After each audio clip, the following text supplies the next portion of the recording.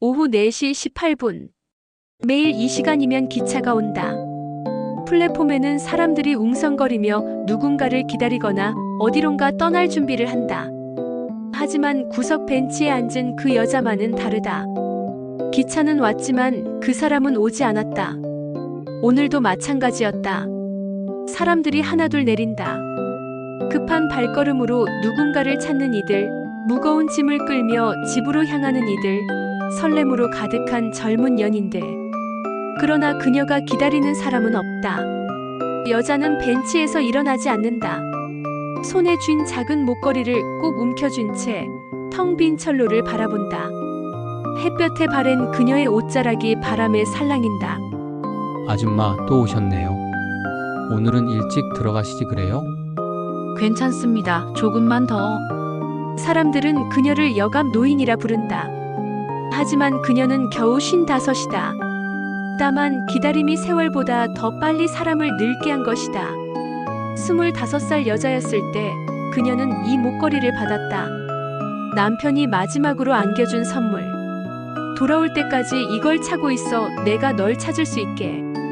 그 말과 함께 그는 떠났다. 30년을 기다렸는데. 5월 남전. 그 세 글자가 그녀의 인생을 송두리째 바꿔놓았다. 25의 신부는 하루아침에 홀로 남겨진 아내가 되었다. 뱃속엔 아이가 자라고 있었지만 그 사실조차 남편은 모른 채 떠났다. 또 다른 기차가 온다. 그녀는 고개를 든다. 혹시나 하는 마음으로. 30년 동안 매일 품어온 그 희망으로. 하지만 오늘도 마찬가지일 것이다. 기차는 왔지만 그 사람은 오지 않을 것이다. 그럼에도 그녀는 내일 또 이 자리에 앉을 것이다. 목걸이를 쥔 채로. 보다 유익한 영상 제작을 위하여 구독과 좋아요 꼭 부탁드립니다. 1970년 겨울 첫눈이 내리던 날 그녀는 홀로 아이를 낳았다. 남편의 손을 잡고 싶었지만 잡을 수 있는 건 차가운 침대 난간뿐이었다. 아들입니다. 건강한 사내 아이예요. 고맙습니다. 아이는 아버지를 닮았다. 또렷한 눈, 작은 코, 그리고 웃을 때 보이는 작은 보조개까지. 그녀는 아이를 안으며 남편의 얼굴을 떠올렸다. 아이는 빠르게 자랐다. 하지만 세상은 그에게 냉정했다. 야, 너 아버지 없는 애지? 전쟁에서 죽었대. 우리 아버지는 안 죽었어. 곧 돌아와. 거짓말. 거짓말쟁이. 준호는 울면서 집으로 뛰어왔다. 어머니는 그런 아들을 안아주며 함께 울었다. 설명할 수 없었다. 아버지가 어디 있는지 언제 오는지도 모르는데 어떻게 설명할 수 있겠는가. 그날부터 어머니는 아들의 손을 잡고 기차역에 나갔다. 7살 준호는 어머니를 따라 벤치에 앉았다.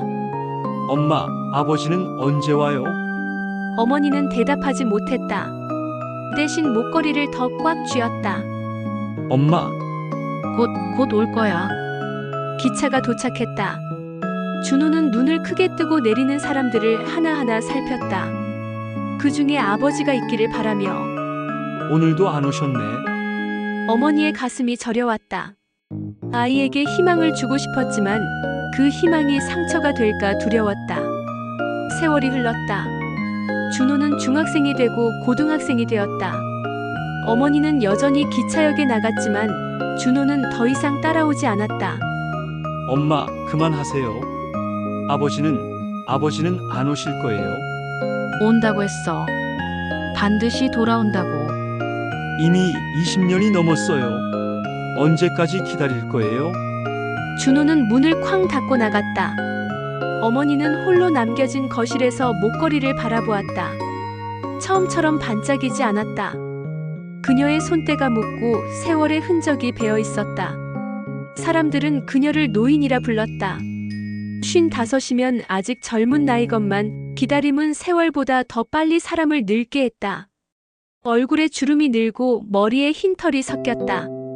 하지만 그녀의 마음만은 25의 신부 그대로였다.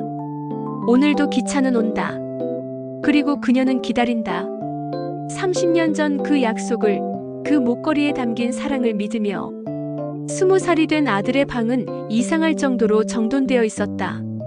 마치 다시는 돌아오지 않을 것처럼. 테이블 위에는 하얀 봉투 하나가 놓여 있었다.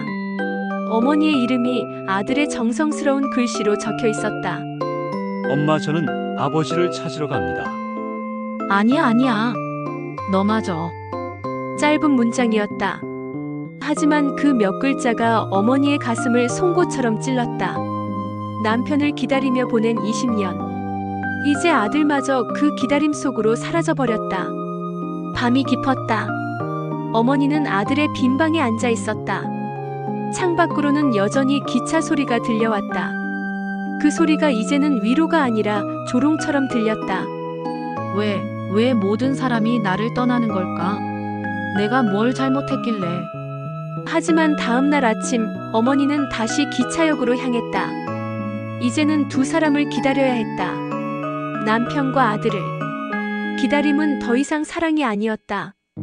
그것은 그녀가 살아있다는 증거였고 유일한 생존의 이유였다. 영무원 김 씨는 멀리서 그 모습을 바라보았다. 20년 동안 매일같이 나타나는 그 여인. 이제는 더욱 깊어진 절망을 등에 지고 있었다. 저분이 언제까지 기다리실까? 10년이 흘렀다. 어머니의 머리는 완전히 휘어졌고 등은 더욱 구부정해졌다. 하지만 그녀는 여전히 매일 기차역에 나왔다. 30년 그 긴 세월 동안 한 번도 놓친 적이 없었다. 그날도 평소와 같은 오후였다. 3시 15분 열차가 플랫폼에 들어서고 있었다. 승객들이 하나둘 내리기 시작했다. 어머니는 늘 그랬듯 한 명 한 명의 얼굴을 살펴보았다. 그런데 키가 훌쩍 큰 한 청년이 천천히 걸어 나왔다. 깊게 패인 눈가의 주름, 거친 손하지만 그 눈빛만은 혹시 엄마, 정말 내 아들이냐? 엄마, 저 돌아왔어요. 10년 만에 어머니와 아들이 다시 만났다. 세월의 무게로 굽어진 어머니의 등과 험한 세상의 바람에 단단해진 아들의 어깨가 맞닿았다. 엄마, 그리고 아버지의 소식을 가지고 왔습니다. 정말이냐? 이건 아버지가 베트남에서 마지막으로 쓰시던 시계입니다. 상자 안에는 낡고 오래된 시계 하나가 들어 있었다. 엄마, 이 시계 기억나세요?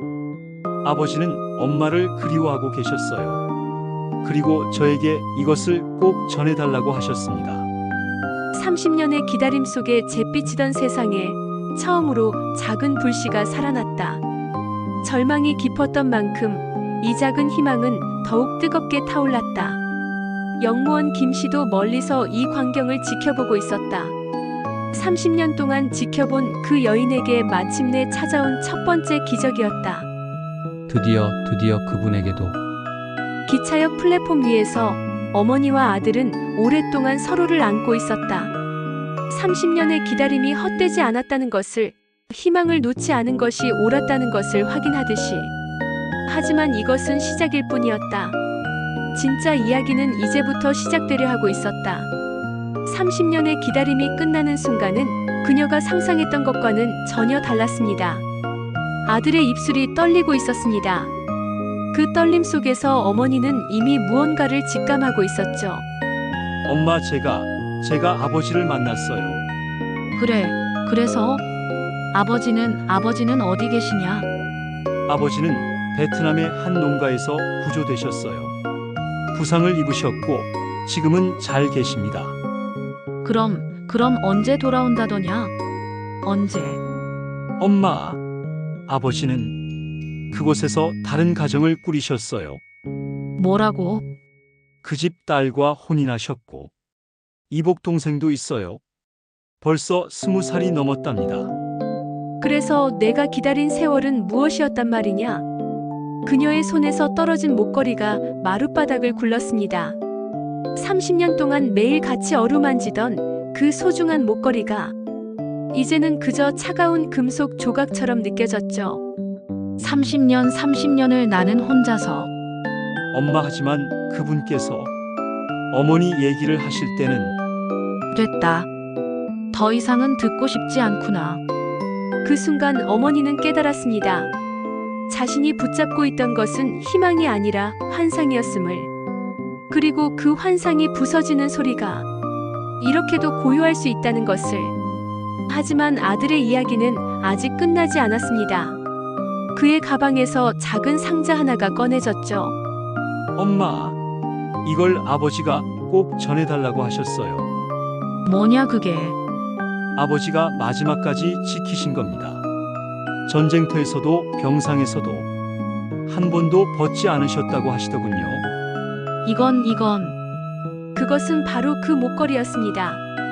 군 입대 전날 밤 20살의 그녀가 21살의 그에게 건넸던 자신의 젊은 사진이 담긴 그 목걸이. 세상에 이게 아직. 많이 낡았지만 사진은 여전히 선명해요. 아버지께서 매일 이걸 보며 어머니를 그리워하셨답니다. 그럼 나를 잊지 않았단 말이냐? 베트남의 그분도 아시고 계셨어요. 아버지의 마음속에 누군가 있다는 걸. 그래서 더욱 따뜻하게 돌봐주셨다고 하더군요. 목걸이는 세월의 무게로 색이 바랬고 여기저기 흠집투성이었습니다. 하지만 그 안에 담긴 사진 속 소녀의 미소는 여전히 빛을 잃지 않고 있었죠. 그 오랜 30년 동안 이 작은 것 하나를. 아버지께서 하신 말씀이 첫사랑이란 건 죽어서도 가슴에 남는 것이라고 그러시더군요. 그녀는 깨달았습니다. 잊혀졌다고 믿었던 사랑이 사실은 잿더미 속에서도 살아 숨쉬고 있었다는 것을. 그리고 지금 그녀의 마음속에서도 무언가 다시 꿈틀거리기 시작했습니다. 아들아, 네, 엄마. 아버지는 지금 어디서 사시느냐? 30년의 기다림이 끝나는 자리에서 새로운 결심이 시작되고 있었습니다. 그녀는 이제 선택해야 했죠. 기다림을 끝낼 것인가? 아니면 용서를 준비할 것인가? 어머니의 장례가 끝난 조용한 집. 아들이 어머니의 방에서 낡은 나무 상자를 정리하고 있다. 상자 속에서 낡은 일기장과 봉투가 나온다. 봉투에는 아직 붙여지지 않은 우표가 따로 놓여 있다. 그녀의 기다림은 끝났으나 용서는 아직 남아 있었다. 30년을 기다린 여인의 마지막 선물은 한 통의 편지였다. 이게 뭐지? 1995년 3월 15일 오늘도 기차역에 갔다. 그이는 오지 않았다 하지만 나는 안다. 그이도 어딘가에서 나를 그리워하고 있을 거라는 것을. 2010년 12월 24일 크리스마스 이브. 아들이 베트남에서 찍은 사진을 보여주었다. 그 사진 속 남자의 뒷모습이 혹시 그이일까? 아니다, 그럴 리가 없다. 하지만 마음은 또 설렌다. 이건 아버지 이름으로 된 편지네. 30년 동안 쓰여진 편지.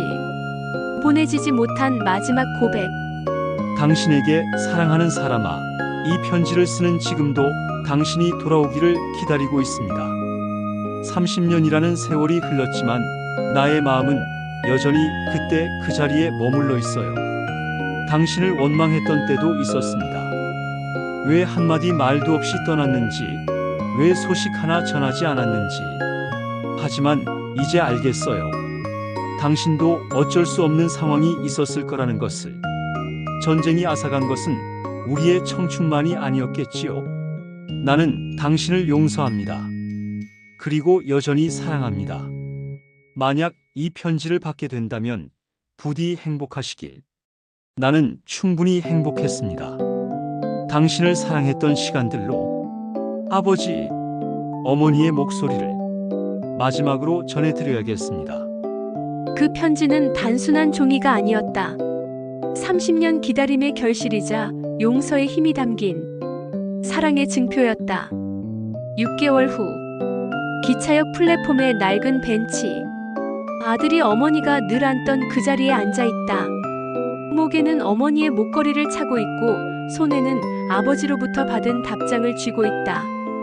기다림은 끝났다. 그러나 사랑과 용서는 사라지지 않았다.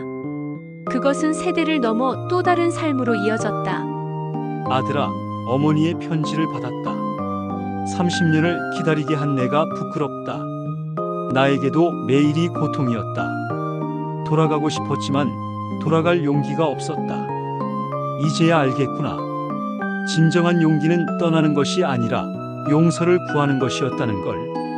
아버지, 이제 괜찮아요. 어머니도 괜찮다고 하셨잖아요. 그때였다. 안개 속으로 사라져가는 기차 뒤로 플랫폼 저편에서 두 개의 실루엣이 보였다. 한 명은 익숙한 노인의 모습, 다른 한 명은 젊은 청년. 아버지, 그리고 환영일까 현실일까? 중요하지 않았다. 사랑하는 사람들은 언제나 마음속에 살아있기 때문이다. 엄마 이제 제가 기다리겠습니다. 하지만 그 기다림은 절망이 아닌 사랑의 이름으로. 기차역의 벤치는 이제 다른 의미가 되었다. 기다림의 자리가 아닌 기억의 자리. 그리움의 장소가 아닌 사랑의 약속터. 아들은 더 이상 외롭지 않았다. 어머니의 사랑과 아버지의 회한, 그리고 가족의 용서가 그의 마음을 채웠다.